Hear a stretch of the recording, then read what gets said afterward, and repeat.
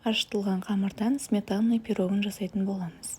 Егерде майлы песочный тестодан шаршаған болсаңыз, дәл осы рецептпен жасап көріңіз. Дәмі өте дәмді, жасалуы оңай. Жылы сүтіміздің үстіне қантымызды, тұзымызды, ерітілген сары май, ашытқымызды, жұмыртқамыздың ақ уызын салып, сары уызын алып қалатын боламыз.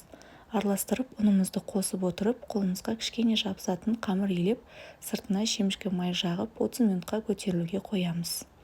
Бұл уақытта салмасын дайындаймыз. Салмасына 20% қаймақ, қант және бір жұмыртқаны салып, жақсылап араластырып алатын боламыз. Тестімізді орташа көлемде жайып, ортасын дөңгелек жасап алып, жанын әдемілеп кесіп шығып, видеодағыдай өріп шықсаңыздар болады. Немесе кез келген узор жасап шықсаңыздар болады. Бірақ мен сияқты қамырды қатты жұқа жаймаңыздар.